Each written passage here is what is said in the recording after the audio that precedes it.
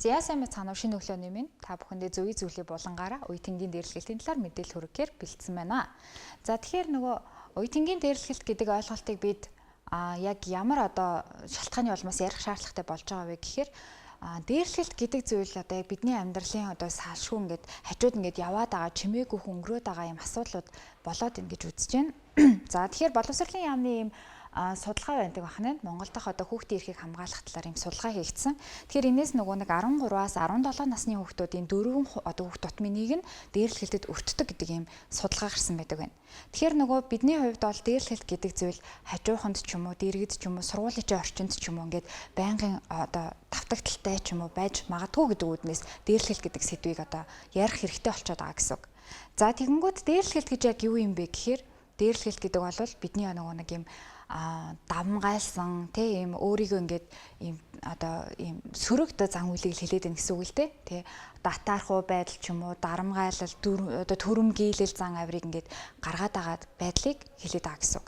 Тэгэхээр энд нь дээрлэлт гэдэг зүйл яагаад амьдралын маань яагаад үүсээд байгаа юм? Яагаад бидний дунд ингээд ирээд байгаа юм гингүүд нийгмийн ялгаатай байдлаас дасан зохицож чадахгүй байгаагаас үүсээд байгаа гэсэн үг. Нөгөө нийгмийн ялгаатай байдал гэдэг маань болохоор нас хүйс царай зүс бие шашин шүтлэг үзэл баримтлал гэдэг эсвэл нийгмийн төвшинж гэдэг юм байдлуудаас хамаарат яг энэ дээрлэлт гэдэг зүйл үсээд байна гэж үзэж байна. Тэгэнгүүт яг энд давхар яригдж байгаа асуудал нь олонгуудаа бидний нөгөө нэг зөөлөн ур чадвар буюу soft skill-үүдээс манай өсвөр насныханд бол дутагдaltaй байгаагаас болоод энэ бас үүсэж ийн гэж нэг талын өнцгийг харж байна. Тэгэнгүүт яг энд юу дутагдаад байна вэ гэхээр ялгаатай байдал дасан зохицох чадвар. Ялгаатай байдал дасан зохицох гэдэг нь тэр нөгөө хилээд байгаа нийгмийн ялгаатай байдлыг хүлээн зөвшөөрч ойлгох явдлыг хилээд байгаа. Давхар нөгөө бидэнд өмнө нь зөвий зүйлийг булангаараа ярьж исэн бусдын оронд өөрийгөө тавих чадвар буюу эмпати чадвар. Эмпати чадвар бас манай энэ өсвөр үеийнхэнд маань дутагдaltaй байгаа энийг нөгөө бусдын оронд өөрийнхөө сэтгэл хөдлөл мэдрэмжийг тавьж ойлгох гэдэг энэ ур чадвар дутагдaltaй байна гэдэг үднээс бас энэ дээрлэлт гэдэг зүйл бий болоод байдаг байна. За үүний дараагаас болонгууд өөрийгөө таних гэдэг зүйл бас аягүй чухал болж байна.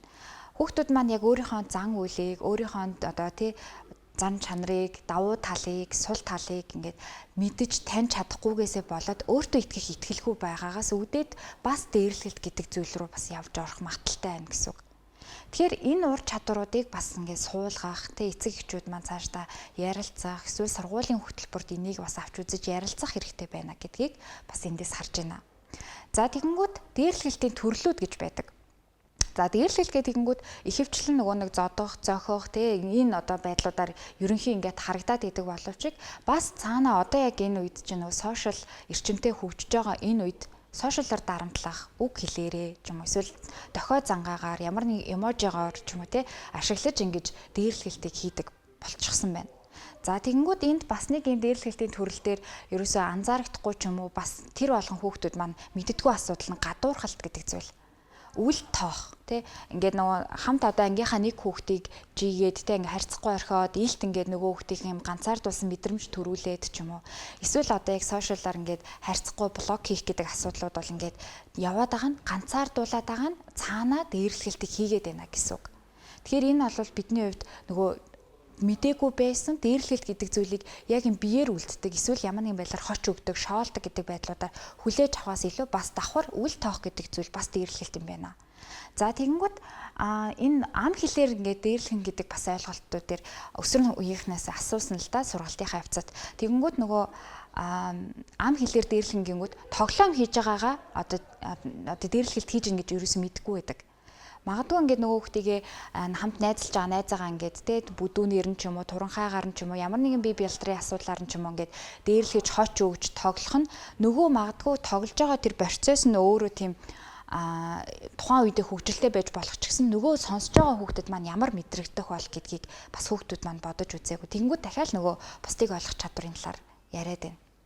За тэгэнгүүт эндээс яаж урьдчилан сэргээлдэг юм бэ? Яаж энийг таслан зогсоох юм бэ гэхээр хэрвээ чи сургуулийн орчиндөө ямар нэгэн байдлаар юм дээрлэлттэй байдал харах юм бол хин нэгээ дээрлэж байгаа дүр зураглал харах юм бол ямар нэгэн байдлаар шууд багштай ч юм уу сургуулийн орчин захиргаандаа ч юм уу эсвэл эцэг эхтэй ч юм уу заавал хэлж мэдэгдэх ёстой байдаг. Тэгэнгүүт энд нэг гэрч гэдэг ойлголт бас давхар яригадаад байгаа. Дээрлэхүүлэгч хүүхэд, дээрлэгч хүүхэд, гэрч гэдэг зүйл те. Хэрвээ чи гэрч байгаад тухайн үйл явдлыг харж байгаа хүн бол хараад цаашаага мэдэгдэхгүйгээр тухайн үйл явдлыг таслан зогсоож бойл гэдгийг хэлэхгүйгээр цаашаага чимээг өнгөрөх юм бол мөн чи яг тэр дээрлэхүүлэгч хүүхдийг дээрлэж байгаа хүн л болчихж байгаа гэсэн үг. Ялгаагүй болчихно гэсэн үг ахна штэ. Тэгээд энийг таслан зогсоож байгаа арга бол яхаа нөгөө бойл гэдгийг хийлэх эсвэл цаашаага сургуулийн орчинд аялах эцэг ихтэй мэдэгдэх.